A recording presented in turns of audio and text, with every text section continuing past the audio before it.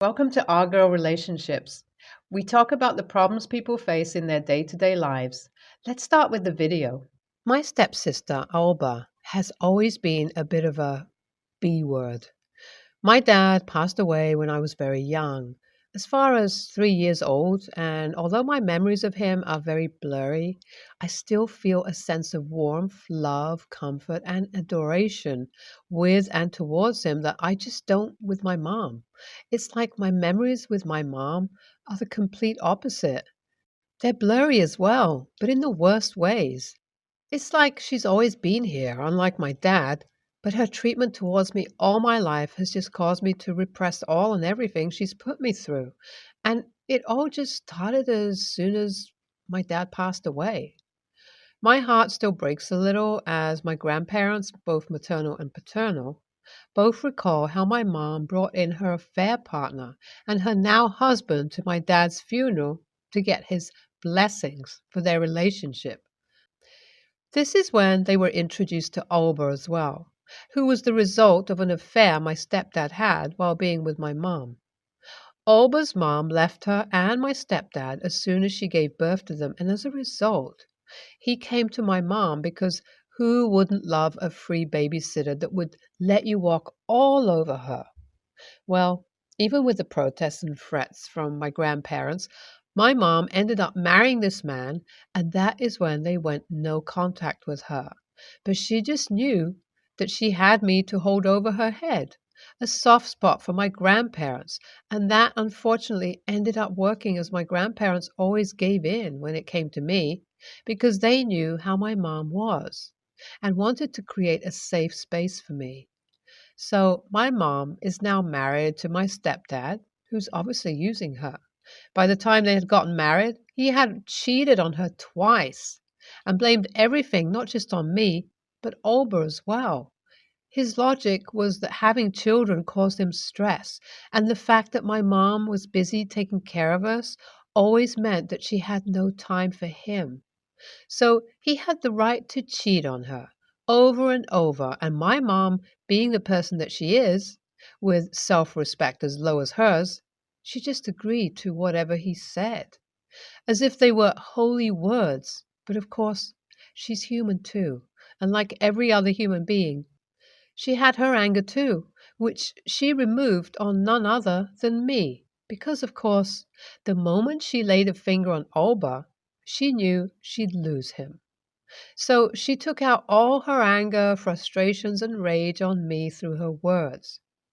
I grew up with it, and needless to say, I was impacted with that tremendously.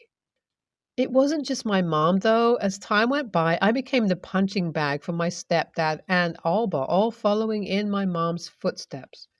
Alba was the worst of all, though. Not only this girl, who is younger than me, obviously, bullied me verbally, but did things to me that caused me to be bullied in high school as well. That is when I had just decided that I needed to run away as far as I could when it came time for college. But of course, at the end of the day, that wasn't enough either. I continued to tolerate this terrible treatment until the day I turned 18. And boy, I bolted out of the house. It was like the happiness of me leaving was mutual. Stepdad, Alba, and Mom were waiting on this to play happy family, and so was I, so that I could leave them alone to play happy family. Still, then, my mom would often call me and berate me for things that I didn't even do. I'm not sure why I continued to take it, though. Maybe I was just too done, or maybe nothing mattered to me anymore. But what Alba did here did matter to me. I still remember I was back from college and it was Father's Day. My mom and stepdad have this tradition with Alba wherein they go out to grab brunch together on Father's Day. This year was no different. I drove myself to my grandparents' place where we had our own little Father's Day tradition of making a card and a small gift for Dad, most of the time it being a mug or a sweater that was either painted or knitted by me. This year, I had decided to make both. I'm not sure if my mom and Alba knew about this tradition. I'm assuming that they didn't because the moment I returned home with two huge boxes, both filled with cards and gifts, she had made for my dad all these years because I wanted to sit in my room and go through all of this. Well, I guess Olba had different plans for me. As soon as I got home, she started berating me for not picking up the call. I told her it was on silent because I was busy, and as always, she threw some insults at me, which I just ignored when I got to my room, but that wasn't all that Olba wanted to do. The day was almost over, and I had gone to sleep when I heard noises in my room. As soon as I woke up, I saw Olba standing there, destroying all the letters and gifts I had made for my dad. I was dumbfounded as she continued to destroy my stuff, even when I woke up. That is when I knew I had it. I pushed her out of my room while calling her the B word and locked myself in. First, looking at my stuff, which was damaged beyond belief. I saw red. I knew if I stayed back, I was going to punch her unconscious, and so I decided to call up my grandparents to tell them that I was coming over. When I got there, I was in tears outside their house, with the box full of broken memories in it. I knew the little bit of me I had inside had just died. I knew Olba knew what she was doing, and so did my grandparents.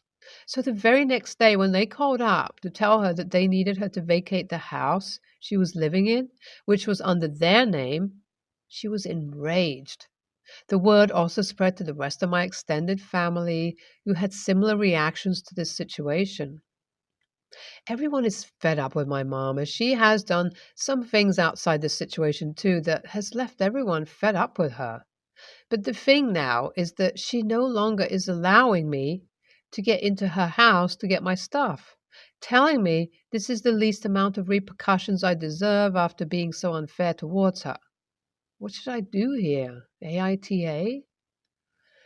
Okay, so a lot of you were asking about my mom's living arrangements, and basically, my stepdad lost his job during the global situation which caused them to lose their house, which they were previously renting.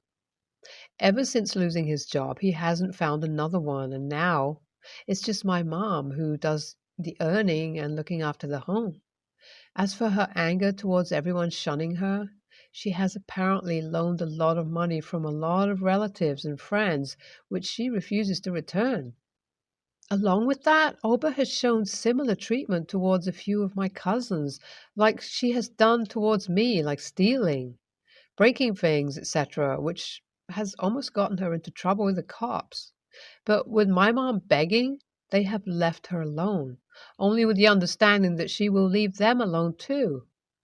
This situation was just the icing on the cake. My mom has been like this for a while now. I have heard that she has been this way with my dad as well, putting him into so much stress that he would often have to get hospitalized for hypertension. In a way, hearing this makes me glad that he's not here to see the lifestyle she is leading. He'd probably be disappointed. As for me, we're still figuring out a way to get my things back from her. I have no interest to go back to living with her. I will either find a roommate whenever I return during break or just see what I can do. But never in a million years I would return back to living with her. But anyways, I'll update you all once we come up with a firm plan. Things finally seemed to be moving once my grandparents threatened to call the cops if my mom didn't allow me to come get my stuff. It was kind of surprising how easily she got convinced by a single threat. And my suspicions were right. My mom not only destroyed several of my things, but also threw out some of the last pieces of memories I had with my dad. My room in the house was locked, and this woman went as far as to break the door open to take away my things. I called the cops as soon as I found this out because I knew at that point her hate for me was getting out of hand. It was like, even after years and years of abuse, I hadn't felt unsafe. But this time I really did, and so I decided to file a report just in case. The thing is that I couldn't really do anything about the destroyed property, but the damage done to the door of my grandparents' house, they could file a report for that, and they did. This made my mom angrier, and apparently, according to her texts, which ranged from her berating me to apologizing to me, her husband has been planning to leave her if she loses this house. Seeing her in this state truly looks pathetic. She has been trying to visit me at my grandparents' almost every day, and I have been trying to avoid her every day. This is all I have for now. We'll update you all later. Updating this with teary eyes, as I hate to admit this because some part of me still hope that you guys were wrong, but you aren't. My mom broke into my grandparents' home a few days back by throwing a rock through the glass window. She thought no one was home when she did this, but I was there at that time. I immediately called the cops and didn't even bother getting out when I heard the footsteps and glass shattering noise, as I thought someone had broken into the house to rob or steal. But after finding out it was Mom, I instantly talked to the cops about filing for a restraining order. And with a history of reports against her, this was a very easy one to receive. Ever since this situation has happened, my mom has received an eviction notice and divorce papers as well. Honestly, I feel no sense of remorse for her, since she should have seen all this coming when she let her husband walk all over her while raising the spawn of Satan, who, too, doesn't seem to give a shit about her. As for me, I will soon be leaving for college and will move to the house that my mom used to live in, since my grandparents wish to leave it under my name once they pass away, making it another one of the reasons why my mom and stepdad didn't like me much. Honestly, at this point, all I care about is moving on from this situation with my head up high, which, with all of your support, I was able to. So, thank you for that. NTA, I would cut off all contact and get a restraining order against these psychos. Why didn't your grandparents shift you to their place already? You should have taken that step long back. But regardless, please make sure to move while you still have time. NTA, call the cops on her. Your patience is truly commendable because if I were in your place, my considerations regarding trying to punch her would have come to life already. All names are fake. I have two children, Laurel, 24, and Kevin, 15. Laurel is from my first marriage. Kevin and my wife think that I favor Laurel, but that's just not true. They've complained about it over the years, but now it's at a boiling point. The most recent complaint is that I gave her a free house. None of their accusations have ever been true, but this one especially isn't. I've been with the same company for over 35 years. Decades ago, my job made me and several other employees travel to their HQ so often that they bought us condos in the home city because it was cheaper at the time than constantly paying for hotels. At the time, property in the city was cheap. We had free use, but technically the company owned them and they paid all expenses. In 2020, obviously all business travel stopped. At the time, Laurel was moving to that city with her new husband, and they were looking for a place. Because it was just sitting empty and would be for a long time, I told her that they could live in the condo until things went back to normal.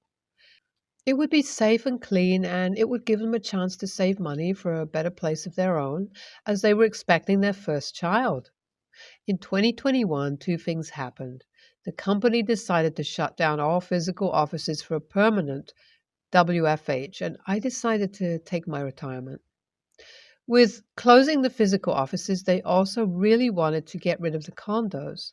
They offered them to us at an extreme discount. I didn't want it, but Laurel did. She and her husband offered to pay the cost, and I let them. It was less than a one-fourth of market cost, but it wasn't free or a gift to her. Kevin realizes that there's not going to be anything like that for him, and he is raging about it. He claims I've always done things like this, and that I gave her a house, but am probably going to kick him out at 18 like every American parent. My wife is on his side and angry about this, and that I let Laurel be a stay-at-home mother and not her. None of these things are true. I didn't give her a free house. I let her buy one for a discount because she happened to be buying at the exact same time that there was any opportunity for one. Also, she got to be a stay-at-home mother because she happened to be having a baby at the only time in modern history that required people to stay home, not because I was funding her. I realize how it must look, but really, she just ended up doing things in special situations where there were unique opportunities. I don't think I'm in the wrong here because I don't treat my children differently. If I happen to come across an opportunity for Kevin to do the same with the same, I would make sure he's aware, but I can't imagine I would. NTA, but honestly, I feel like your wife is the source of what Kevin is spewing out. What 15-year-old boy cares about housing? It seems like your wife is using Kevin to try and get you to buy a property in his or her name to even the scoring between Kevin and Laurel. NTA, it is inappropriate for your 15-year-old to have an opinion about your finances in 6 years. He's 15, and your wife doesn't need to compete with your daughter. You should not be subsidizing your daughter's life, but it doesn't sound like you are. What evidence do your wife and son have that you're going to stop supporting him at 18, or that that decision belongs only to you and not you and your wife? Marriage therapy to stop the splitting can't come soon enough. Sister-in-law and I never truly got along. The reason is that we have different mindsets on some stuff regarding how we live our lives. And while I'm respectful or indifferent about her life choices, she's always trying to impose her beliefs and choices on me and my fiance, her brother. My fiance and I, 26 male and 26 female, have been together for 7 years, and we have a very loving relationship. He proposed 6 months ago, and I started wedding planning 3 months ago. We have a very loving relationship with great communication, and we still go on dates and like to dress up. We join activities and hobbies together, and overall, our relationship hasn't changed, and we haven't stopped loving each other more and more. Sister-in-law, on the other hand, has a different mindset. She was married, and her marriage was the kind of marriage where they brag about how much they hate and can't stand each other. She'd also mock me and my fiance's relationship the entire time and call our dates, dressing up, and our hobbies bullshit. Claimed we do it for attention and don't truly love each other, and also said how she can't wait till we end up hating each other too in the future. She and her husband filed for divorce 2 months ago, and I honestly am indifferent about it. I don't feel sad or happy. I just don't care. Yesterday, my mother-in-law and father-in-law had joined us for dinner. As I was talking about some wedding stuff, mother-in-law pretty much confronted me and said, "How can I be so happy and excited to plan a wedding while my sister-in-law is getting divorced?" My fiance tried to intervene, but mother-in-law told him to shut up because he's a terrible brother who doesn't support his sister through those hard times. She also said I have no empathy for sister-in-law, and I only care about my wedding and my little stupid dates. I told her I indeed don't feel sorry that sister-in-law, the person who bragged about hating her husband and being in a loveless marriage, is getting divorced. She and her husband had it coming. I also won't feel sorry for a person who mocked my happiness and relationship. Mother-in-law said I'm very insensitive for saying this, and she expects an apology to her as well as to my sister-in-law for this. She left after that and only told me and my fiance to call her if we want to apologize, and only then. AITA? NTA. Sounds like a good riddance situation. You don't have to feel bad about being happy about your upcoming nuptials. And the marriage sister-in-law had sounds toxic AF. Sure, lots of married couples argue or run into disagreements. But to hate your spouse, one you choose to marry? Yikes. I would be so put off if I spoke to a married person who talked about hating their spouse. No matter how much my husband and I might argue, I love him dearly. And luckily, most of our arguments are about sillier things rather than the bigger things where we tend to see eye to eye. Like him, having a hard time waking up for important things if I'm not home to wake him. Stuff like that can cause arguments. Or him knowing he needs to be awake at a certain time for something, but not allowing enough sleep time the night before, causing him to sleep right through what he needed to be awake for. Even if I'm home, trying to wake him. He had told another relative that he'd take a friend home from church and then didn't wake up in time to go to the church, despite me trying to wake him for half a dozen times. I don't go to church, so I couldn't take over his promise for him because I only go to churches for weddings, funerals, and possibly some other special or big events for loved ones. I do not ever claim to hate him, no matter how much his sleeping habits piss me off, though. NTA, I bet your sister-in-law and her ex-husband were the types of people to have a cake topper, showing them fighting or showing him being forced to marry with a ball and chain at his feet. Seeing happy couples should make you happy for them. If she isn't able to see someone being happy and being thrilled for them because she's so focused on her own misery, that's her loss.